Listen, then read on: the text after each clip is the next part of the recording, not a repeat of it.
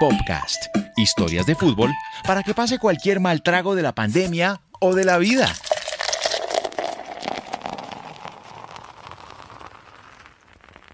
Hola amigos, ¿qué tal? Bienvenidos nuevamente a su podcast. Hoy les traigo una sorpresa a los hinchas de Millonarios, un jugador muy querido por la hinchada en la década pasada. Con ustedes, Rafael Roballo. ¿Cómo está, Rafael? Jason, muy bien, gracias a Dios y contento de poderlo acompañar hoy.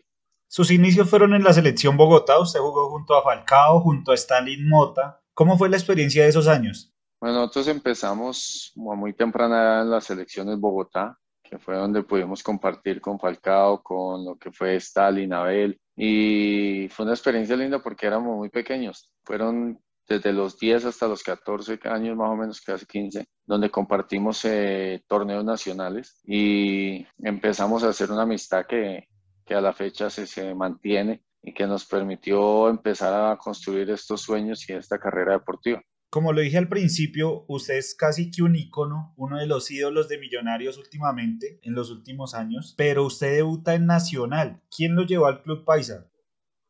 Eso se dio en un preliminar que teníamos aquí en el Campín entre Estrella Roja, que era el equipo al que yo pertenecía, y Maracaneros. Era un preliminar de un partido entre Santa Fe y Nacional.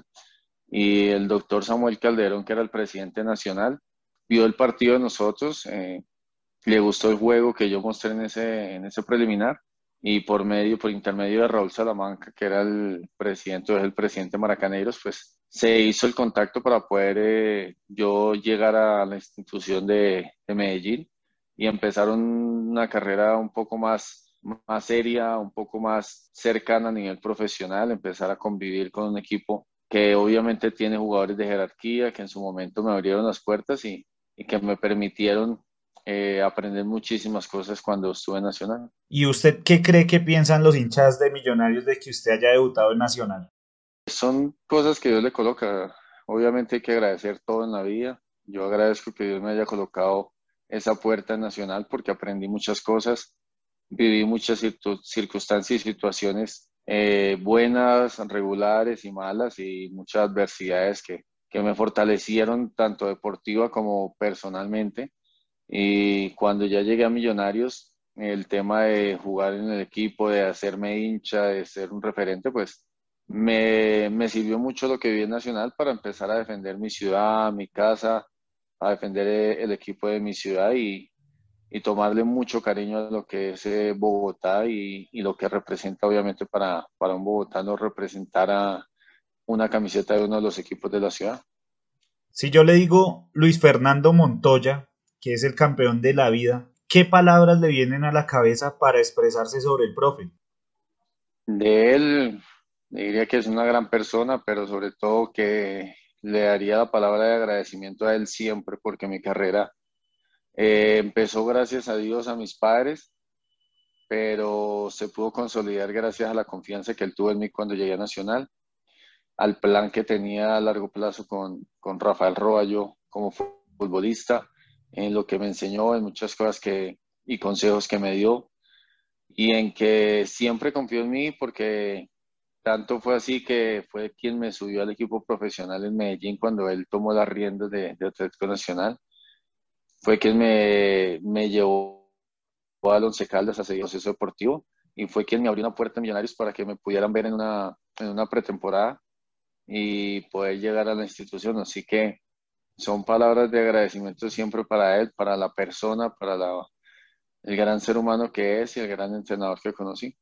¿Cómo se enteró de esa noticia cuando él le pasó lo del atentado, Rafael? Yo estaba en Manizales. Nosotros nos habíamos despedido el día anterior. Él estaba en Manizales y un día antes del atentado nos encontramos, nos despedimos y obviamente era como el que viene de ahora en adelante. Yo me acuerdo que le dije al profe que bueno, yo terminaba contrato con el Once, que me aconsejaba él, si buscaba otro equipo o cuál era el plan a seguir. Y me acuerdo que las palabras de él fueron muy claras. Disfruta de su familia porque el otro año puede que no la vea por mucho tiempo. Y era en base a que él tenía un proyecto y un precontrato firmado para el extranjero y dentro de sus jugadores a llevar estaba Rafael Roballo. Así que fueron las últimas palabras que pasamos, nos despedimos y al día siguiente fue el tema del atentado que nos sorprendió a todos y nos obviamente nos dejó muy tristes por la persona a la que le ocurrió y por lo que es como ser humano y lo que lo conocemos. Fue una historia que conmovió a todo el país, pero ya pasando a temas un poco menos trágicos, cuando usted llega a Millonarios estaba el Pecoso Castro y usted jugaba de 10. El Pecoso es el que lo lleva un poquito a retrasarse, a jugar en otra posición. Yo llegué a Millonarios como volante de enganche porque era mi posición habitual y así debuté, así jugué los primeros partidos hasta que por ahí se lesiona Bonner Mosquera y el profe Pecoso pues tenía unos jugadores en esa posición de marca que eran como dos de la cantera y otro jugador que recién llegaba a la institución, pero no estaba conforme o no le gustaba, digamos, el desempeño de ellos o no le gustaba el estilo de juego y se acerca en un entrenamiento y me dice que si quiero ayudarle o que si quiero jugar de volante 5 en la posición de Bonner, ser un poco más como el cabeza de área, darle salida al equipo. Fue algo difícil porque pues obviamente yo estaba acostumbrado toda mi carrera a jugar de enganche, a pisar el área rival, a hacer goles y lo que él me pedía era no moverme de la mitad de la cancha, quedarme en una posición en la que tenía que ser el eje y el respaldo del equipo en tanto en zona defensiva como ofensiva. Pero bueno, lo acepté porque sabía que era una oportunidad en la que podía empezar a mostrar mis condiciones y que en el momento que pudiera marcar el primer gol, pues iba a empezar a generar más confianza para el profe Castro y empezar a soltar un poco más mi juego en el terreno de juego. ¿Qué es lo que más recuerda de su paso por Millonarios?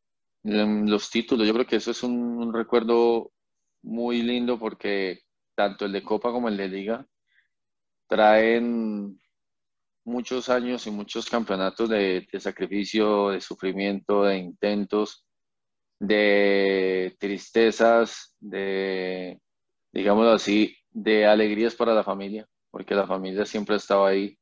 Entonces siempre era un intento o un resultado negativo que no nos permitía llegar a esa instancia. La familia trataba siempre de respaldar, de apoyar, de dar palabras de apoyo, de consejo positivo para uno como jugador. Y cuando llegan esos títulos, pues se desahoga uno. La familia también puede disfrutar, descansar y siente uno que ha podido cumplirle a la institución y obviamente a todas las personas que están alrededor viendo y viviendo esa carrera que nos lleva a Millonarios. Bueno, ya que hablamos de títulos, otro entrenador que también ha confiado mucho en sus capacidades ha sido Hernán Torres, que pues lo tuvo ahí en Millonarios y también en Bucaramanga. ¿Tiene algunas palabras para él también? Al profe Hernán, sí, claro, el profe es un gran trabajador, es una gran persona. Cuando llegué a Millonarios, obviamente fue al comienzo difícil conocernos, entendernos en el trabajo, en el tema personal también, pero terminamos teniendo muy buena relación y en Bucaramanga igual, y siempre va a ser uno de los entrenadores en mi carpeta de favoritos porque me enseñó muchas cosas en cuanto al tema de sacrificio, de entrega, de responsabilidad y profesionalismo y siempre ha sido muy exigente en los momentos que lo he tenido dirigiéndome. Entonces siempre va a ser una persona que para mí va a tener un gran aprecio y al que le desearé siempre lo mejor en su trabajo. Usted cuando jugaba en Millonarios y cuando fue capitán, en la banda de capitán llevaba los nombres de sus hijos y de su esposa.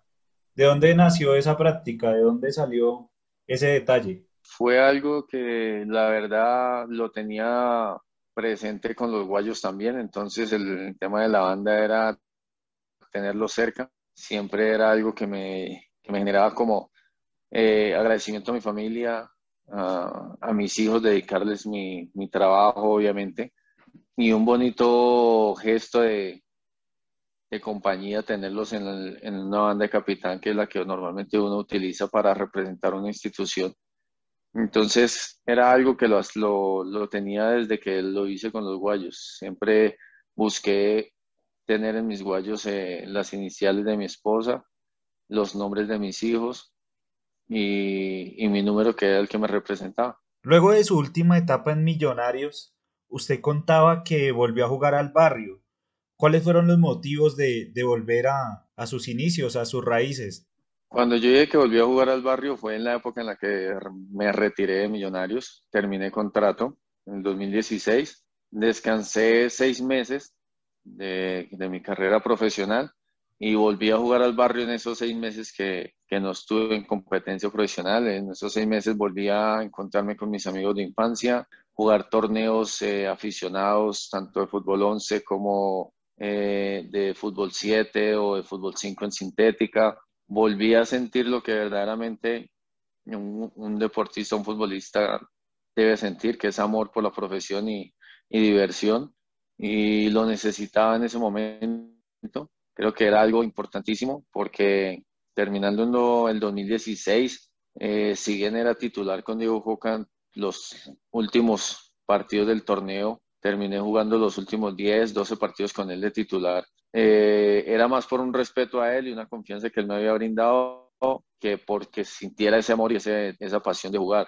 La iba perdiendo por cuestiones internas del equipo, personales que uno siente, ve, vive y que te obligan a tomar decisiones como las que tomé en su momento de dar un paso al costado. Rafa, ¿y qué está haciendo en estos momentos? ¿A qué se dedica? Bueno, hoy día seguimos en preparación. Yo terminé con Bucaramanga contrato el 2019. El año pasado tenía unos proyectos para jugar fuera del país, pero el tema de pandemia canceló todo. Y este 2021 estamos con un proyecto para jugar fuera del país igual. Estamos cerca de concretarlo, pero mientras tanto hay que prepararnos, seguimos entrenando. Dios me abrió una puerta para jugar con Caterpillar el torneo Amistad del Sur, el torneo del Olaya, y estamos ahí teniendo la competencia también en el torneo, mientras se puede concretar definitivamente el tema del fútbol del extranjero. O sea que todavía no ven el horizonte, el retiro, ni ninguna de esas cosas, ¿cierto? No, no, todavía no. Hoy día yo creo que aquí tenemos en Colombia lastimosamente como un estigma con los jugadores. Si tienen 20, 21 años, 22 años ya son viejos y si tienen 33 ya no sirven, ya se tienen que retirar. Y a nivel internacional son los que mejor andan hoy día. Y creo que en Colombia hay muchos ejemplos de jugadores de 33, 35 y 38, hasta Andrés Pérez que ya tiene 40. Son titulares, son jugadores que demuestran sus condiciones por el profesionalismo que tiene y Rafael Rojas no es la excepción. Gracias a Dios lo he podido vivir en estos partidos que he jugado en el torneo de Olaya, donde me he sentido muy bien físicamente, deportivamente, y donde me he podido también dar a entender que el trabajo que he venido haciendo individualmente en mi entrenamiento ha dado resultados y me mantiene en forma para competir. Espero que le vaya muy bien en todos esos proyectos que nos cuenta que tiene y ojalá en el futuro pase nuevamente por estos micrófonos para que nos cuente cómo salió todo. Muchas gracias, Rafael. No, a usted, Jason, un abrazo. A todos los que están pendientes de este podcast, bendiciones y cuídense mucho. Ojalá que les haya gustado este episodio y no se pierdan el de la próxima semana. Muchas gracias.